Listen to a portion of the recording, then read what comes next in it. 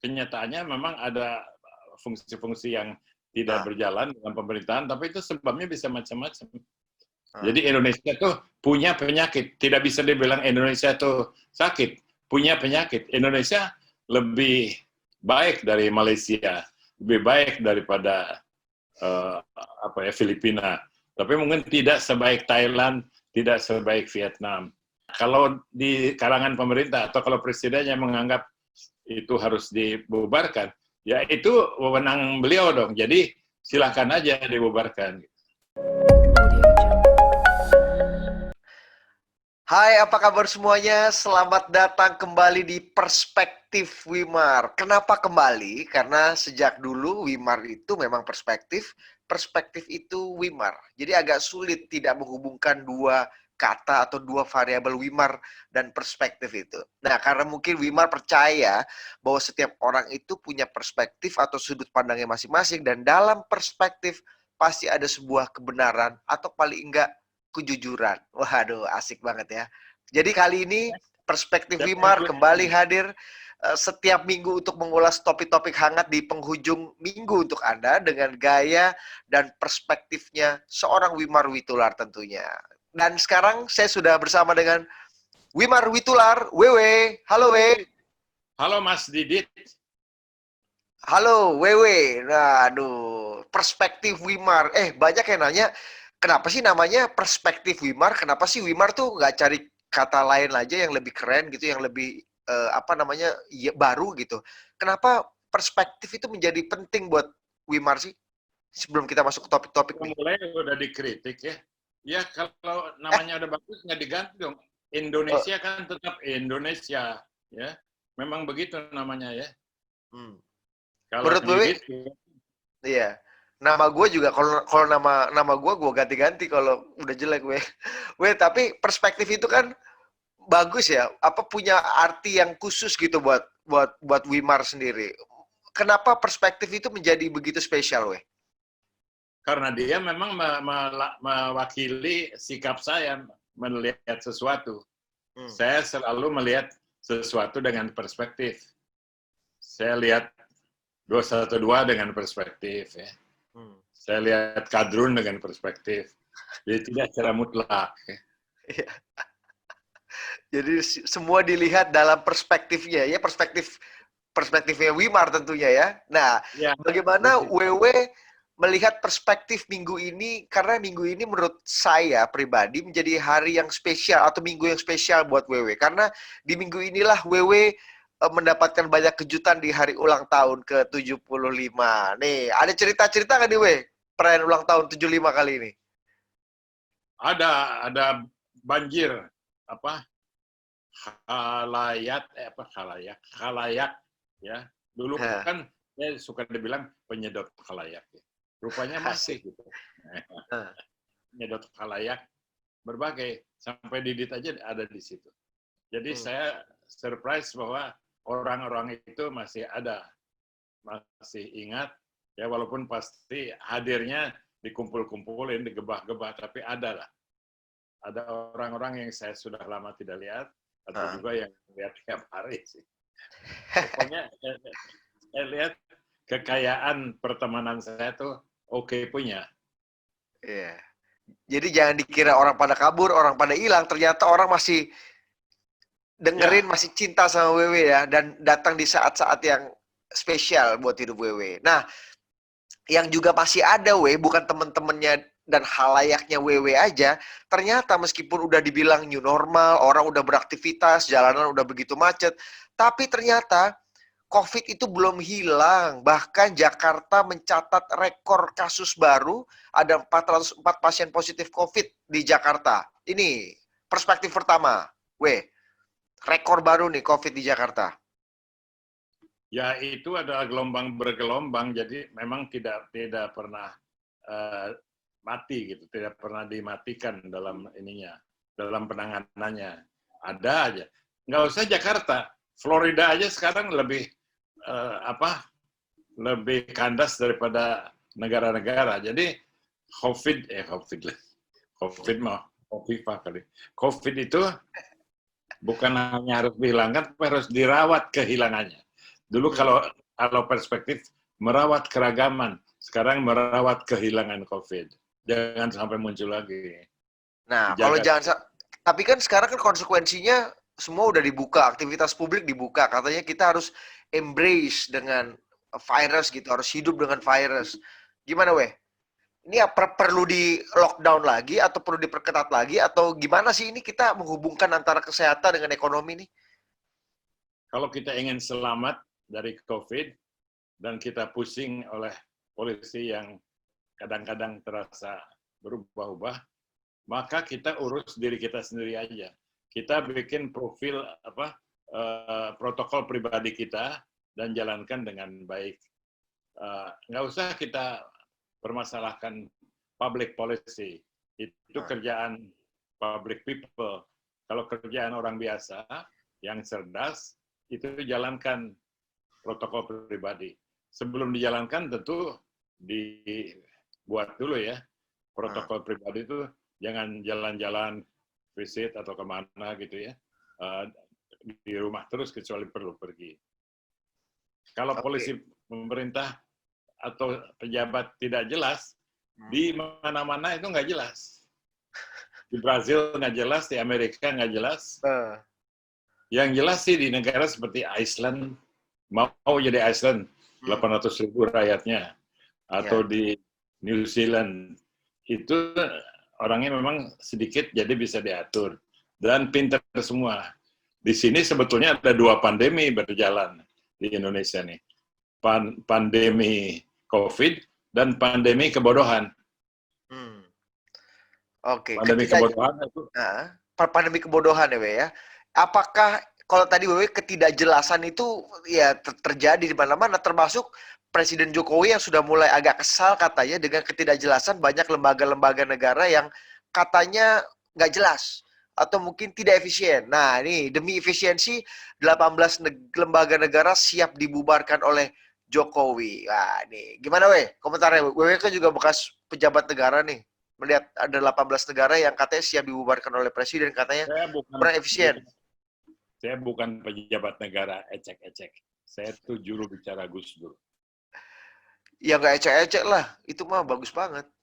Komentar gimana? Ini langkah baik atau justru malah bakal menghambat kinerja pemerintahan, Tidak bisa dipandang secara terisolasi.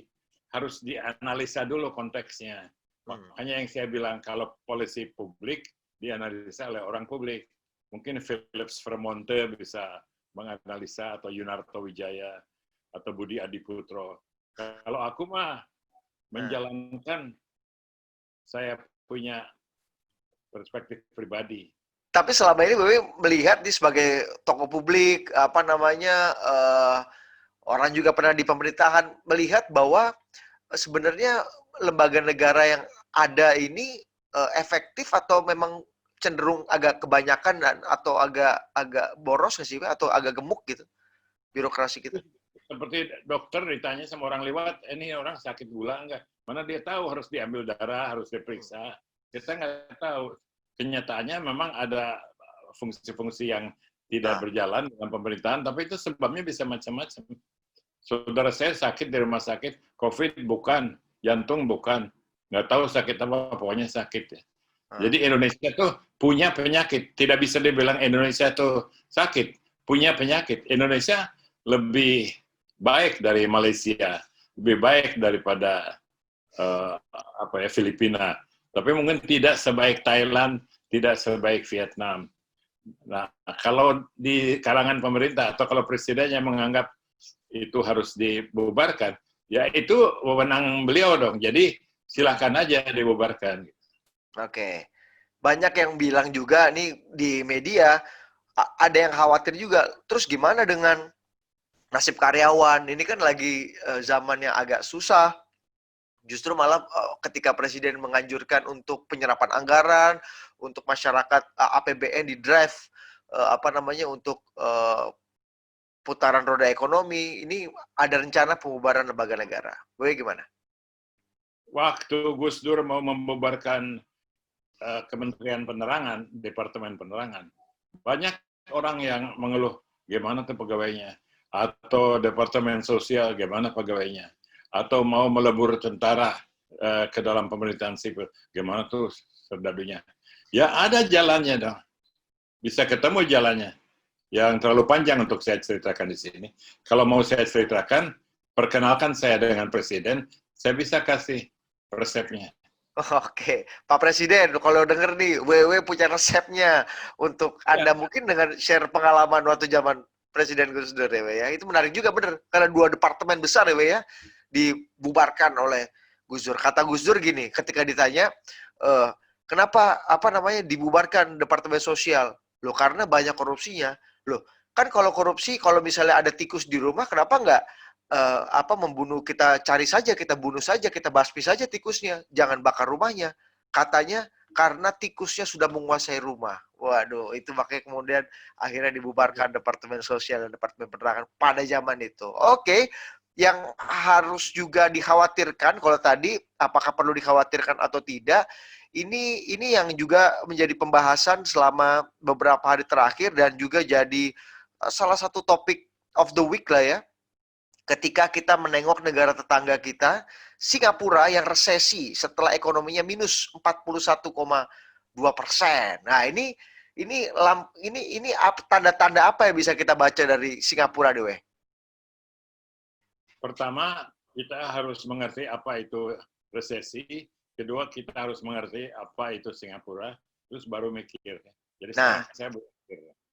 Oke, satu, kenapa? Apa itu resesi? Penurunan dalam kegiatan ekonomi, berhenti, seperti orang istirahat. Oke, kenapa Singapura bisa terancam resesi? Kenapa Indonesia it's not that bad kondisinya? Indonesia sih memang selalu hidup dalam suasana resesi, tidak pernah full power Indonesia itu. Indonesia itu susah sekali untuk menjaga supaya dia itu tidak tenggelam. Jadi memang selalu hidup dalam setengah resesi. Dan juga tenaga kerjanya banyak yang bekerja secara tidak formal. Oke, jadi intinya informal sektor, UMKM misalnya kita sebut itu ya, itu yang jadi konsumsi, itu yang jadi penopang ekonomi Indonesia, sehingga membuat kita ya memang nggak pernah resesi buruk-buruk amat, tapi juga nggak pernah melompat tinggi-tinggi amat gitu maksudnya WW. Ya persis. Kita selalu dalam keadaan apa sih? Seperti air tidak panas tidak dingin, lukewarm ya. Setengah resesi, setengah boom. Tapi kalau kita lihat, sayang saya tidak punya slide-nya. Pergantian posisi ekonomi negara-negara. Indonesia ini setelah COVID ini diproyeksikan akan berada nomor 5 kalau nggak salah ya. Jadi Indonesia tuh gampang untuk naiknya itu karena penduduknya banyak. Oke. Nah, apa yang menyebabkan Singapura resesi begitu dalam, weh? Ini kan kita nggak tahu nih, kenapa Singapura yang begitu dipuji-puji misalnya dari ekonominya, bahkan penanganan COVID-nya gitu. Kenapa masuk ke jurang resesi yang begitu dalam? Itu saya belum pelajari terus terang. Saya curiganya adalah bahwa memang ada hal-hal yang tidak kelihatan oleh social scientist yang menangani Singapura, yaitu informal sector, termasuk migrant worker yang masuk dari Indonesia dari mana, itu kan tidak diperhitungkan dalam perencanaan makro Singapura. Ya. Kalau mengingat tahun 98 kemarin kan katanya dulu itu krisis menular. Dimulai dari Thailand, merembet ke Malaysia, sampai akhirnya ke Indonesia. Nah, ada juga komentar di netizen nih, ini bilangnya, wah ini mungkin resesinya akan menular juga nih dari Singapura lewat jalur laut masuk ke Indonesia gitu. Gimana komentarnya? Sekarang yang lebih dikhawatirkan adalah penularan COVID itu sudah cukup gawat. Dan penularan COVID membawa penularan resesi ekonomi. Jadi tidak usah melalui analisa Singapura, tapi lihat aja bagaimana Indonesia mengatasi COVID. Sekarang COVID di Indonesia kan susah itu menanganinya. Jawa Timur aja ternyata yang jadi masalah adalah adanya ketidaksesuaian antara wali kota dan gubernur. Dua orang yang masing-masing adalah orang jempolan ya, tapi tidak klop gitu. Kalau di Indonesia emang gubernurnya brengsek sih, jadi lebih susah lagi. Kita akan masuk ke sesi berikutnya, weh. Seperti biasa kita setiap minggu akan bahas 3 topik, 3 person of the week, dan juga 3 perspektif dari Wimar. Nah, satu, kita minta 3 kalimat, 3 kata untuk orang ini. Kita akan pilih 3 orang, weh, untuk gue komentari dengan 3 kata. Ini orang pertama. Nah. Ini siapa ya? Ini Joko Chandra, weh. Oh. 3 kata. Ini jadi pusat perhatian minggu ini. 3 kata, duit, kabur. Next. Ini pasti Wewe kenal orang ini nih. Ya.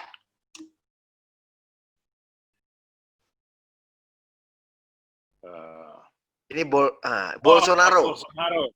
Presiden Bolsonaro. Ya. Itu adalah kopi dari Trump versi murahan. Kopi dari Trump versi murahan. Berarti Trump lebih agak mahal ya, Wewe? Oke. Dan yang terakhir, 3 kata soal orang ini.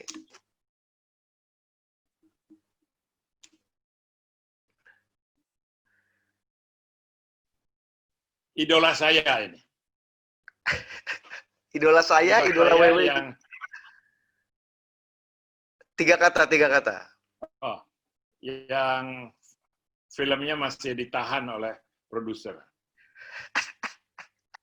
Oke, Wewe, thank you. Itu dia 3 itu dia perspektif Wimar episode kali ini. 3 topik, 3 person of the week, dan 3 kata dan 3 perspektif dari Wimar Witular. Sampai jumpa di perspektif Wimar minggu depan. Kita akan tunggu analisa-analisa renyah dan tajam. Ya, tajam atau enggak, terserah kalian lah. Karena setiap orang punya sudut pandang dan perspektifnya masing-masing. Terima kasih, Wewe. Sampai jumpa minggu depan.